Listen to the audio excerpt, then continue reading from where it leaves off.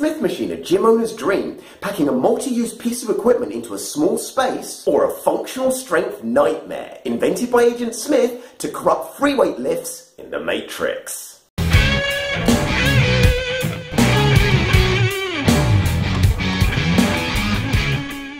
Actually invented in the 50s by Jack LaLanne of Power Juicer fame and improved and marketed by Rudy Smith, the Smith machine is basically a free weights bar on rails. The upsides are, you can do lots of the exercises you use a free weight bar for. You can lift heavier because the frame stabilizes the weight. You don't need a spotter because on many versions it has limiters. You isolate and focus on weak areas in compound movements that normally you could just move your body out of the way and change the stress load on. Because of the frame, you can overload certain stabilizer muscles without having to get them to stabilize you as well. The downsides are, you can do a lot of exercises that you would use a free weight bar for. You can lift heavier because the frame is stabilizing the weight. The limiters can prevent controlling the change of force from eccentric to concentric. Because of the rails, you don't have to control lateral and rotational forces, leaving you less able to cope with real-world lifting. Because of the frame, you can overload the prime movers, creating bigger imbalances between those and the stabilizing muscles. And it's the downsides that give it a bad name. It's a sheep in wolf's clothing. Free weight bars require skill and balance, which reduces how much you can lift with them. Smith machines have the look of free weight, but are really just another gym machine. There are those that think that taking out the stabilization element from free weights is self-defeating. It's like non-alcoholic beer. No one really likes a taste of beer. The point is to get your buzz on. Take that out and it becomes a mildly unpleasant tasting soft drink. So, Smith machines are nowhere to be seen in most functional gyms. But here's the rub. In many functional gyms, they have other machines that also rob the client of proprioception and stability. So, why pick on the Smith? Now, the Smith machine can be the Swiss Army knife of gym equipment. Besides covering the obvious push, pull, bend and squat movements, allowing angles and levels of isolation that you just can't get with a free bar, you can also use it for hip hyperextension, deficient in 99% of gyms and a cause of enormous imbalance in the hips. But you can also use it to provide the stabilization to learn the lunge pattern correctly. Strength, balance and learning are all neural.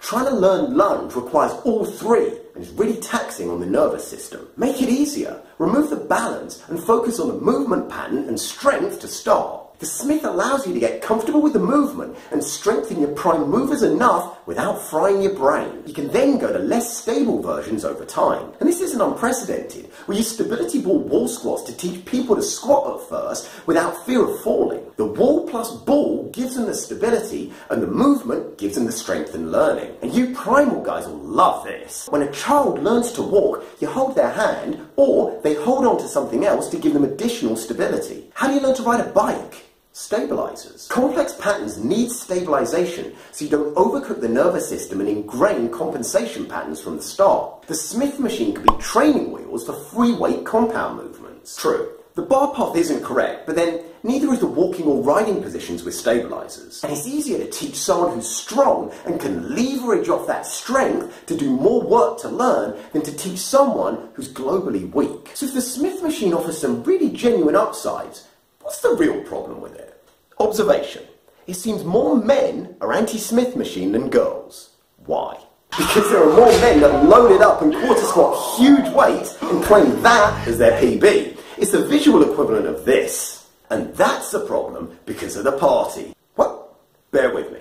You lift free weight and you're at the party chatting up the pretty girls. Somehow the conversation comes around to how much you lift. When Steve Smith machine pipes up that he's done more. And right there, he's placed you in the ultimate lose-lose. Do you 1, lose face in a who lifts more debate and have to attract this girl with something other than your PB, like your personality? Or 2, stop talking to the girl and get clarification from Steve on apparatus, depth and equipment, which means she goes to talk to pot-smoking parkour Pete. And obviously without question, you do the second and spend the rest of the night arguing the toss with Steve.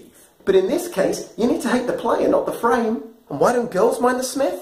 Because if 2 girls started to try to outdo each other to impress a guy on how much they lifted, the guy's sticking around and he's thinking, threesome. Anyway, if you decided to blame the tool, not the tools, hit the like button. If you like my vibe, please subscribe.